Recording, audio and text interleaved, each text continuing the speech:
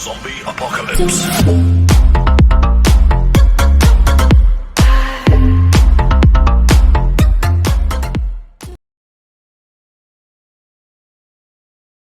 एक नई वीडियो। ये वीडियो बहुत ही खास है क्योंकि बहुत सारे स्टूडेंट्स को पास्ट इंडेफिनिट और पास्ट परफेक्ट के बीच बहुत ही ज़्यादा कन्फ्यूजन रहती है। तो उसी कन्फ्यूजन को दूर करने के लिए यह वीडियो है। तो आइए इस वीडियो को शुरू करते हैं। हेलो फ्रेंड्स, तो आज का हमारा टॉपिक है पास्ट इंडेफिनिट। इंडेफिनिट का अर्थ बेसिकली होता है अनिश्चित। मैंने इसके बारे में आप लोगों को पहले ही बताया है। और इसके साथ यदि पास्ट लग जाए तो इसका अर्थ होता है पास्ट की किसी घटना का सही समय का ज्ञान ना होना। अर्थात पास्ट की किसी जब कोई घटना घटती है तो उसका समय का सही ज्ञान ना हो तो उसे पास्ट इंडेफिनिट में ट्रांसलेट करते हैं। इसका एक सिंपल सा फार्मूला है। इस फार्मूले में पहले सब्जेक्ट आता है, इसके बाद वर्ब का सेकंड फॉर्म, उसके बाद ऑब्जेक्ट। ये बहुत ही सिंपल है, आप लोग आराम से इसको याद कर सकते हैं। तो आइए इसके बारे में और जानकारी लेते हैं। जैसा कि यहाँ पे देखिए लिखा गया है कि ऐसा सेंटेंस जिसके बारे में पास्ट की किसी घटना का जिक्र हो लेकिन उसके समय का सही ज्ञान ना हो। अर्थात ऐसी घटना जो पास्ट में घटी हो और उसके समय का सही ज्ञान ना हो। तो अगर हम एग्जाम्पल के माध्यम से इसको देखें तो जैसा कि पहला एग्जाम्पल है, मैंने अपने भाई की मदद की। यहाँ पे जैसा कि आप लोग देख सकते हैं, मैंने अपने भाई की मदद की, एक सेंटेंस है।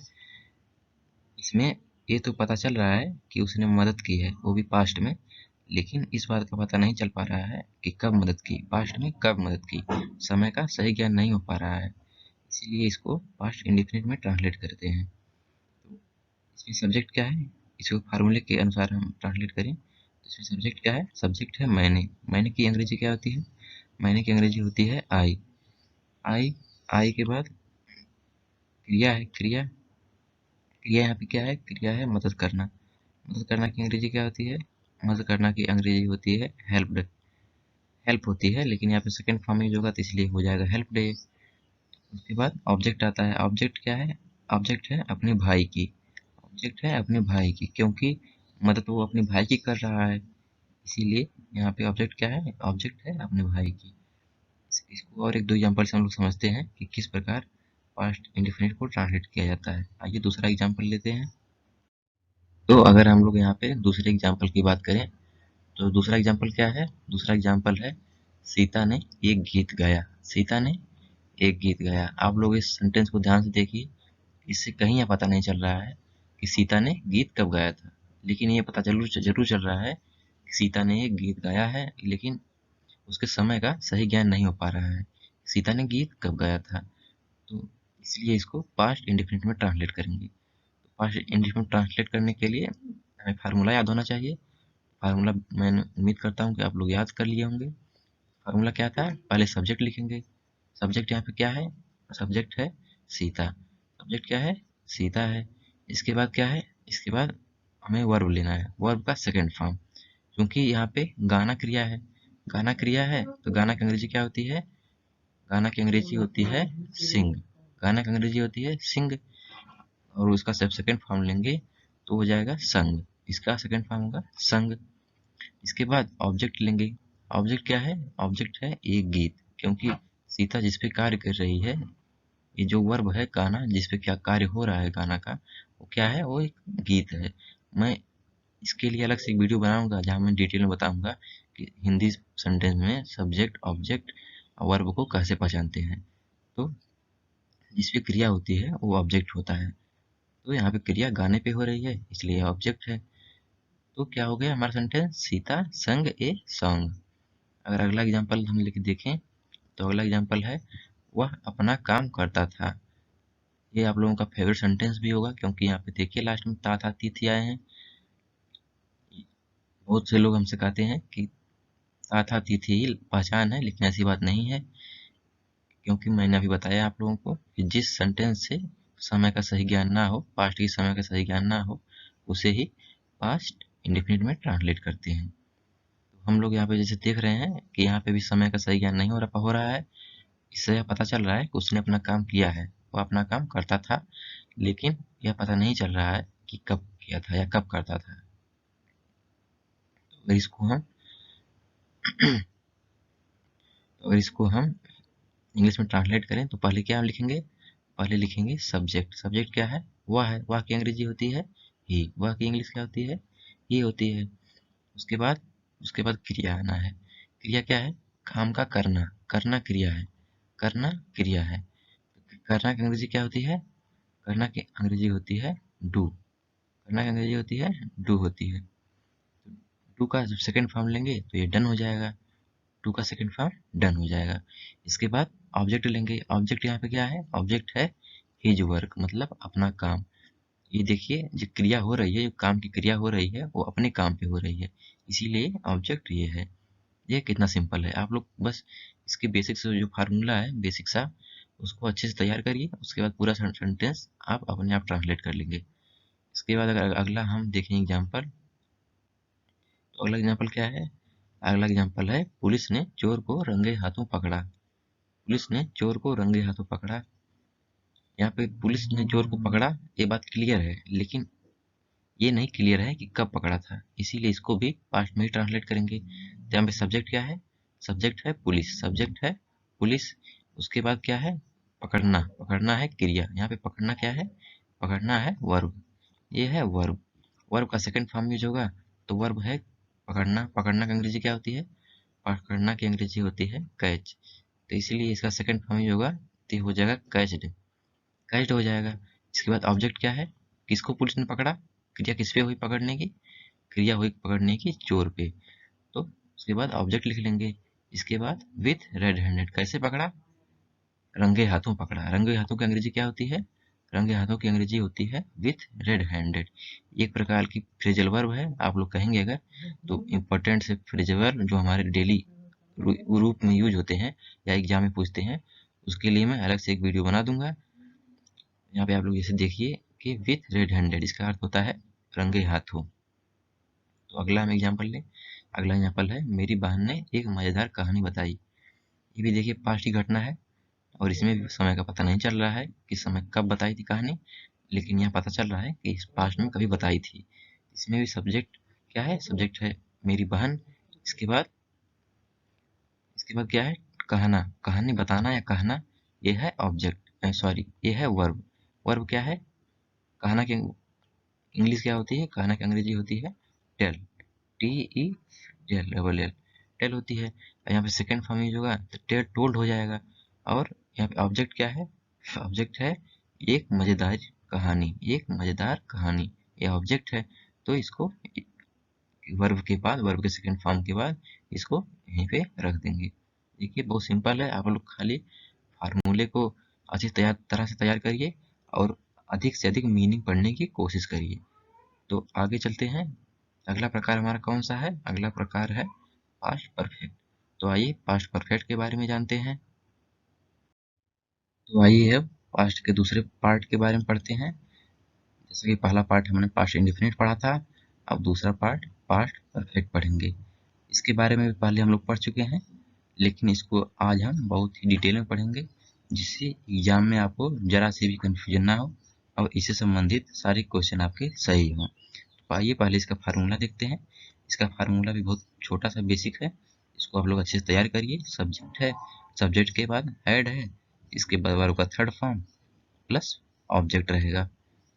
इसे बेसिकली हम इसके बारे में अगर हम डिटेल में कहें तो इसे पास्ट इन पास्ट कहते हैं, क्योंकि इसमें जो सेंटेंस होते हैं उनसे भूतकाल के भी भूतकाल का किसी घटना का आभास होता है। इसको भी एग्जाम्पल द्वारा समझेंगे कि ये कैसे होता है, लेकिन आप लोग यहाँ पे इतना जानिए कि जब पास्ट के भी पास्ट की किसी घटना का बात हो तो उसे पास्ट परफेक्ट में ट्रांसलेट करते हैं।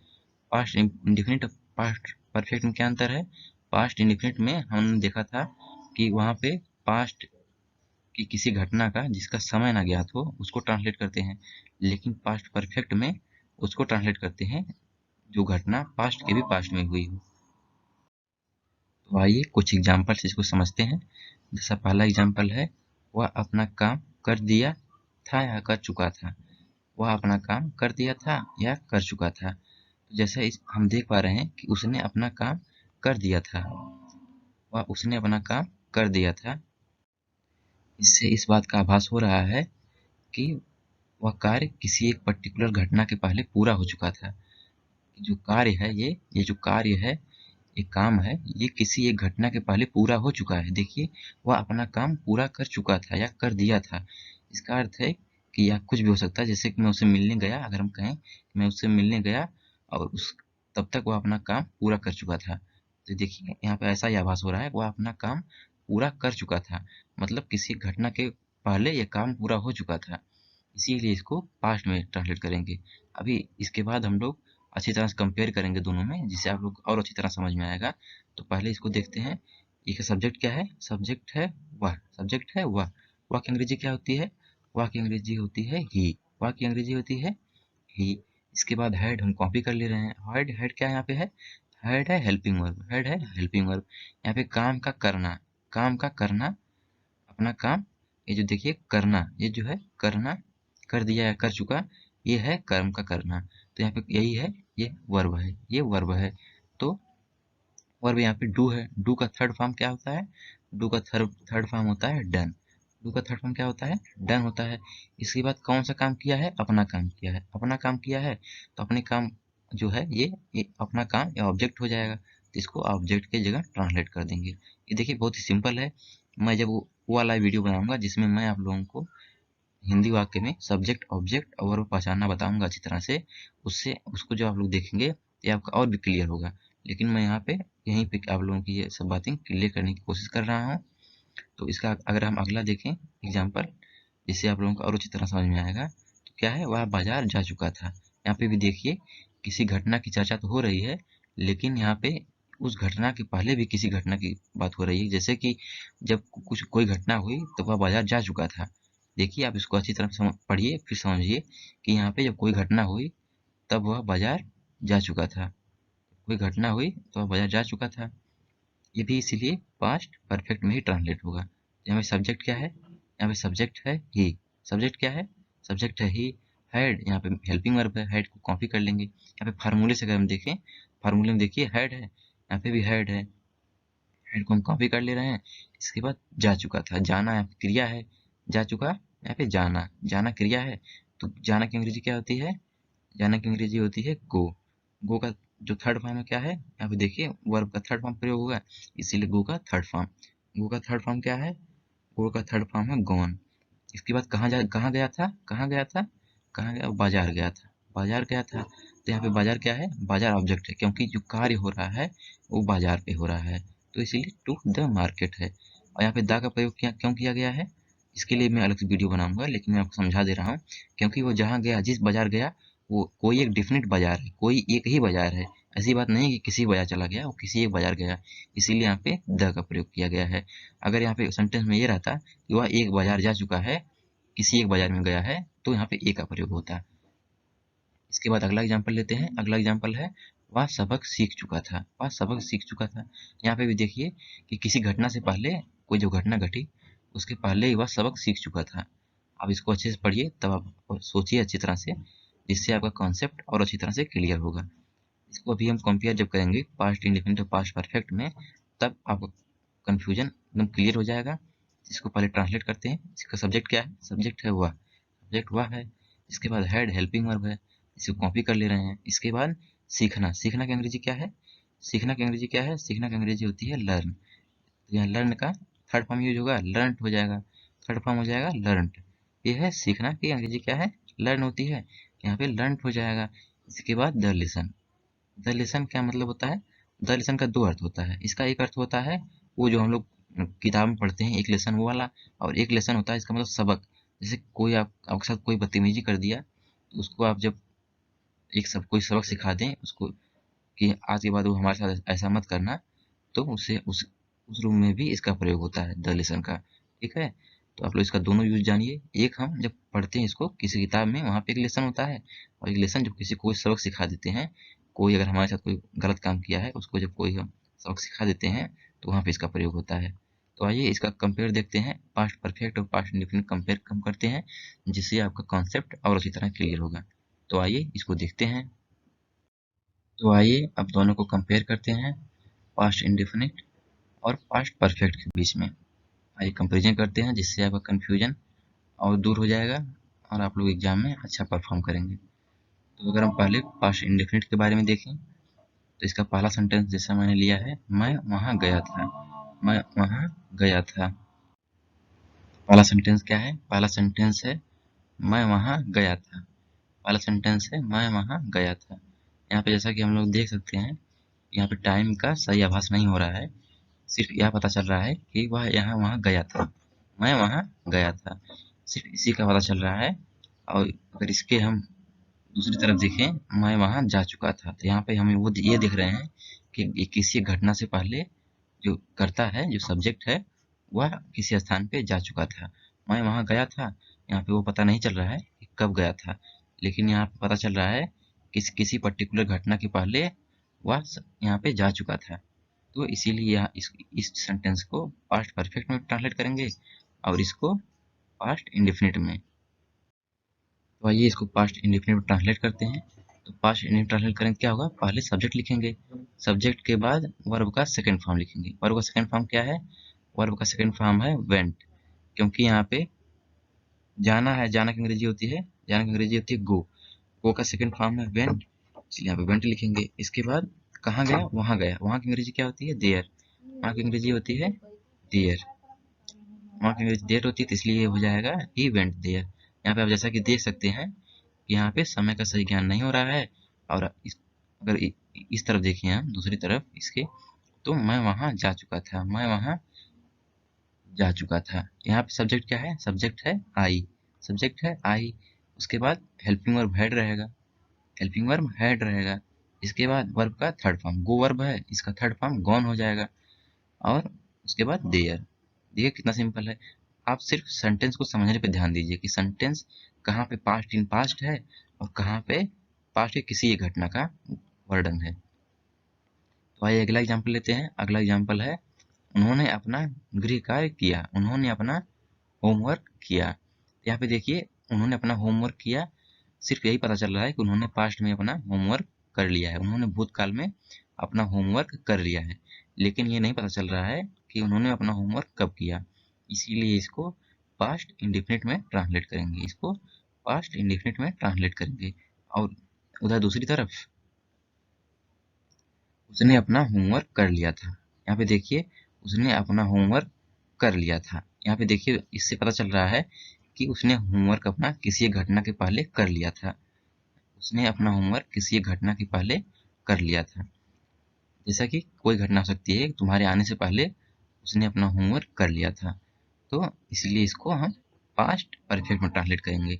अब पास्ट परफेक्ट का स्ट्रक्चर आप लोग जानते ही हैं। पहले सब्जेक्ट लिखेंगे, सब्जेक्ट है वह ही, उसके बाद हेड लिखेंगे हेल्पिंग वर्ब, इसके बाद काम का करना, होमवर्क का करना, ये क्रिया है, इसका थर्ड फॉर्म लिखेंगे, डू है क्रिया, तो डन हो जाएगा हिज होमवर्क। देखिए कितना सिंपल है। आप लोग विशेष करके मीनिंग ज़्यादा पढ़िए और फार्मूले को अच्छी तरह याद करिए और सेंटेंस को समझने की कोशिश करिए।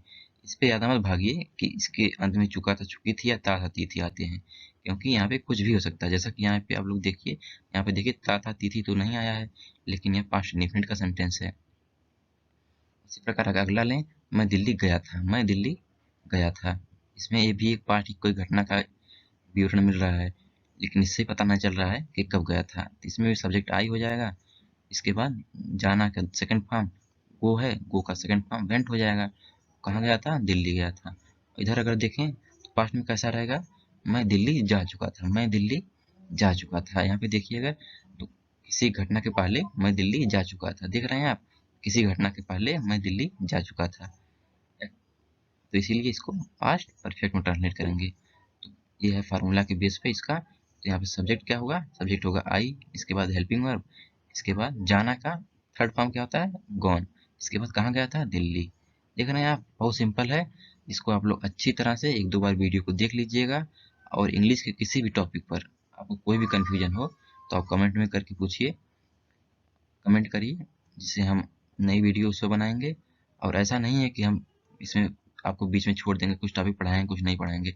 हम इसमें शुरू से लेके अंत तक, बेसिक से एकदम एडवांस तक पढ़ेंगे, जिससे किसी भी एग्जाम में, अगर आप गांव में रहते हैं, किसी वजह से आप शहर नहीं जा सकते या शहर में भी रहते हों, तो इतनी अच्छी तरह से आपको कोई नहीं पढ़ाएगा। इसलिए चैनल को सब्सक्राइब करिएगा और वीडियो को लाइक कर दीजिएगा। तो चलिए अगली पार्ट की तरफ बढ़ते हैं। अगला पार्ट हम पास्ट में ही पढ़ेंगे, पास्ट परफेक्ट का ही पढ़ेंगे।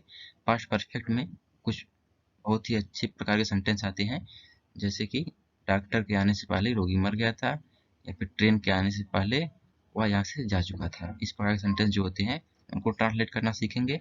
तो आप लोग यहाँ पे ये इस बात का विशेष ध्यान रखिएगा कि जो पास्ट इंडेफिनिट होता है वो किसी एक घटना का वर्णन होता है, और पास्ट परफेक्ट जो होता है वो पास्ट इन पास्ट आ जाता है। मतलब पास्ट की जो घटना होती है उसे पास्ट परफेक्ट में ट्रांसलेट करते हैं। इन दोनों का बहुत अधिक यूज होगा अगले वाले सेंटेंस में। तो आइए आगे का सेंटेंस देखते हैं। हेलो स्टूडेंट्स, यहाँ पे हम पास्ट परफेक्ट के कुछ और स्ट्रक्चर को देखेंगे। हम यहाँ पे ये देखेंगे कि पास्ट के जब दो सेंटेंस आपस में जुड़ते हैं तो उनके जुड़ने से कैसा स्ट्रक्चर तैयार होता है। तो उनके जुड़ जब पास्ट की दो घटनाएं हुई होती हैं, जब कभी पास्ट की दो घटनाओं का वर्णन किया जाता है, तो उन दो घटनाओं को प्रस्तुत करने के लिए किसी न किसी एक कंजक्शन की ज़रूरत होती है। यहाँ पे किस कंजक्शन का प्रयोग किया जाता है? यहाँ पे इसके लिए दो कंजक्शन का प्रयोग किया जाता है। एक बिफोर, एक कंजक्शन का नाम है बिफोर और एक नाम है आफ्टर। ये दोनों सबऑर्डिनेटिंग कंजक्शन है। आप अगर कहेंगे तो मैं इस पर भी एक बहुत अच्छा सा वीडियो बना दूंगा। तो इन दोनों सेंटेंस से कैसा सेंटेंस बनता है, इन दोनों कंजंक्शन से कैसा सेंटेंस बनता है? इससे बनता है कॉम्प्लेक्स सेंटेंस। सेंटेंस बनता है, इससे बनता है कॉम्प्लेक्स सेंटेंस बनता है, क्योंकि एक सबऑर्डिनेटिंग कंजंक्शन है, इसीलिए इससे कॉम्प्लेक्स सेंटेंस बनता है। तो जैसा कि मैंने बताया कि यहाँ पे दो घटना जुड़ी होती हैं। एक घटना जो पहले घटित हुई है उसे सदैव पास्ट परफेक्ट में ट्रांसलेट करते हैं। क्यों? क्योंकि पास्ट परफेक्ट को पास्ट इन पास्ट कहा जाता है। मैंने आप लोगों को पहले बताया है, इसको भूतकाल का भी भूतकाल कहा जाता है। और जो घटना बाद में घटित हुई है उसे पास्ट इंडेफिनिट में ट्रांसलेट किया जाता है। तो आइए यहाँ पे पास्ट परफेक्ट का जो फार्मूला दिया गया है उसे एक बार रिवाइज करते हैं। तो फार्मूला क्या है? फार्मूला है, पहले सब्जेक्ट आता है पास्ट परफेक्ट के सेंटेंस में, इसके बाद हेड आता है, इसके बाद वर्ब का थर्ड फॉर्म आता है, उसके बाद ऑब्जेक्ट। ये बहुत ही सिंपल है। उसी तरह आप लोग पास्ट इंडेफिनिट का भी फार्मूला अच्छी तरह याद कर लीजिए, क्योंकि यहाँ पर हमको इन दोनों फार्मूलों की बहुत ही आवश्यकता होगी। तो यहाँ पे लेकिन आप लोग एक बात का बहुत अच्छी तरह से ध्यान रखिएगा कि जो घटना पहले घटित हुई है वह सिर्फ और सिर्फ पास्ट परफेक्ट में ही ट्रांसलेट होगी। तो आइए इसका कुछ एग्जाम्पल देखते हैं।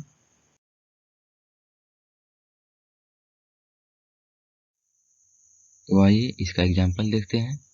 इसका पहला एग्जाम्पल है, बाजार जाने से पहले उन्होंने एक पत्र लिखा था। बाजार जाने से पहले उन्होंने एक पत्र लिखा था। यहाँ पे देखिए दोनों, यहाँ पे दो क्लास जुड़े हैं, एक बाजार जाना और उसके बाद उन्होंने एक पत्र लिखा था। तो इसमें कौन सा कार्य पहले हो रहा है? पहले उन्होंने एक पत्र लिखा, क्योंकि पहले उन्होंने पत्र लिखा उसके बाद वो बाजार गए। बाजार जाने से पहले उन्होंने एक पत्र लिखा था। तब जो कार्य पहले हुआ है, जो कार्य पास्ट इन पास्ट में हुआ है, जो कार्य पास्ट इन पास्ट में हुआ है उसे पास्ट परफेक्ट में ट्रांसलेट करते हैं, और जो कार्य इसके बाद हुआ है उसे पास्ट इंडेफिनिट में ट्रांसलेट करेंगे। तो पहले पास्ट परफेक्ट में ट्रांसलेट करते हैं। तो जैसा कि आप इस सेंटेंस को पढ़ेंगे एक दो बार तो आपको समझ में अच्छी तरह आ जाएगा कि कौन सा कार्य पहले हुआ है। तो जो पहले कार्य हुआ है, उन्होंने एक पत्र लिखा था, पहले इसको ट्रांसलेट करते हैं।